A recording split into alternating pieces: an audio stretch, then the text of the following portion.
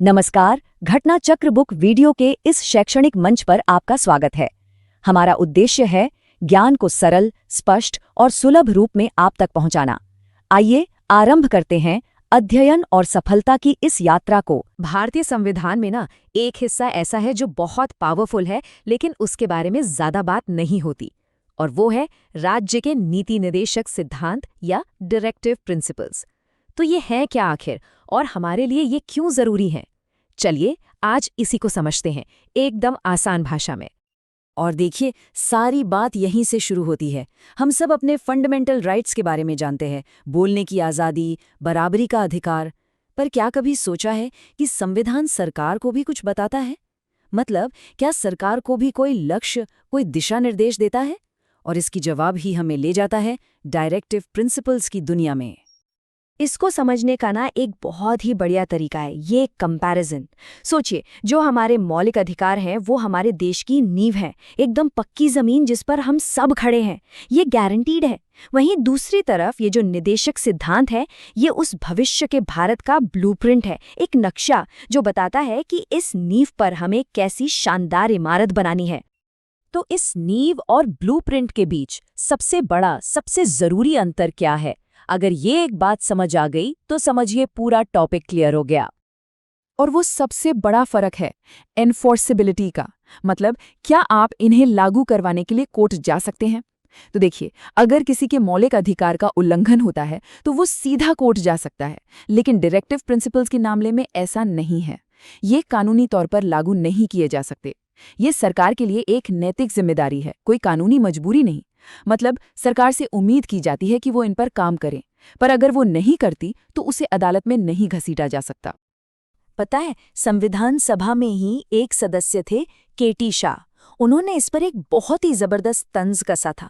उन्होंने कहा कि ये सिद्धांत एक ऐसे चेक की तरह है जिसे बैंक अपनी सुविधा के हिसाब से ही देगा।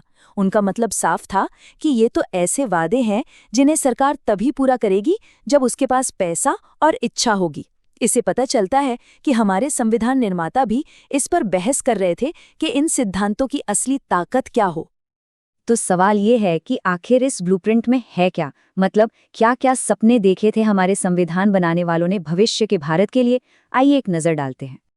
सबसे पहले तो इस ब्लूप्रिंट पर गांधी जी की सोच का गहरा असर दिखता है। गांव में पंचायतें हों ताकि पावर नीचे तक पहुंचे, छोटे छोटे कुटीर उद्योग हों ताकि गांव आत्मनिर्भर बने, और अनुच्छेद 47 के तहत नशीले पदार्थों पर रोक। ये सब एक ऐसे समाज की कल्पना करते हैं जो अपनी जड़ों से मजबूत और नैतिक हो। अच्छा, अब आते हैं उस हिस्से पर जो सीधे सीधे एक कल्याणकारी राज्य, एक वेलफेयर स्टेट की बात करता है। यही इन सिद्धांतों की आत्मा है। सोचिए, पुरुषों और महिलाओं को एक जैसे काम के लिए एक जैसी सैलरी मिले, हर किसी को अपनी रोजी रोटी कमाने का साधन मिले, और अनुच्छेद 44 में एक यूनिफॉर्म सिविल कोड का लक्ष्य हो। ये सब एक ऐसे भारत की तस्वीर बनाते हैं जो सब के लिए बराबर और न्यायपूर्ण हो। और ये जो ब्लूप्रिंट है ना, ये सिर्फ देश के अंदर की बात नहीं करता। अनुच्छेद 50 कहता है कि न्यायपालिका और कार्यपालिका को अलग रखा जाए ताकि इंसाफ पर कोई दबाव न हो। और अनुच्छेद 51 कहता है कि भारत दुनिया में शांति को बढ़ावा देगा। ये दिखाता है कि हमारे संविधान निर्माता भारत को दुनिया में एक जिम्मेदार देश के रूप में देखते थे।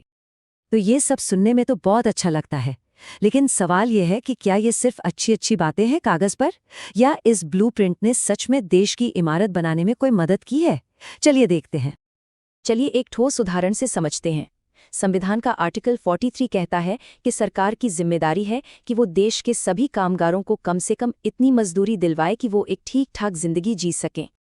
और अब देखिए कैसे ये कागज से जमीन पर उतरा।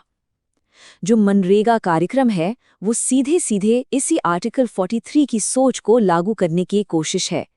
ये सबसे बड़े उदाहरणों में से एक है कि कैसे एक निदेशक सिद्धांत करोड़ों लोगों की जिंदगी बदल सकता है। अब एक और प्रिंसिपल को देखते हैं जो आज के दौर में शायद सबसे ज्यादा जरूरी हो गया है, और वो है पर्यावरण की सुरक्षा। ये सिद्धांत सरकार को निर्देश देता है कि वो हमारे जंगलों, हमारे वन्य जीवों, इन सब की रक्षा करे। और इसमें एक बहुत ही यूनिक बात है। पर्यावरण की रक्षा ही एकमात्र ऐसा विषय है जिसे संविधान ने सरकार के लिए एक डायरेक्टिव प्रिंसिपल और हम नागरिकों के लिए एक फंडामेंटल ड्यूटी दोनों बनाया है। ये दिखाता है कि संविधान बनाने वाले इसे कितना जरूरी समझते थे। ये एक साझा मिशन है। तो आखिर में सवाल ये उठता है कि आज के भारत में इन सिद्धांतों का क्या मतलब है? क्या ये बस इतिहास की किताबें में लिखी कुछ अच्छी बातें हैं या आज भी इनकी कोई कीमत है? देखिए, सबसे जरूरी बात यह है कि ये जो डायरेक्टिव प्रिंसिपल्स हैं, ये सिर्फ कुछ सुझाव नहीं हैं। ये हमारे संविधान की आत्मा है। एक तरह से ये देश का मॉरल कंपस है, जो हमेशा याद दिलाता है कि एक देश के तौर पर हमें जाना कहाँ है। और आम लोगों के लिए, हम सब के लिए, ये एक बहुत पावरफुल टूल है।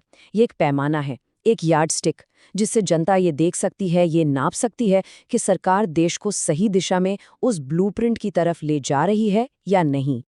तो आखिर में ये सवाल छोड़ जाते हैं कि इन निर्देशक सिद्धांतों को क्या सिर्फ एक पुरानी चेकलिस्ट की तरह देखा जाना चाहिए, या फिर ये आज भी एक लिविंग रिपोर्ट कार्ड हैं जिसके आधार पर किसी भी सरकार के काम को परखा जा सकता है। ये सोचने वाली बात है ना?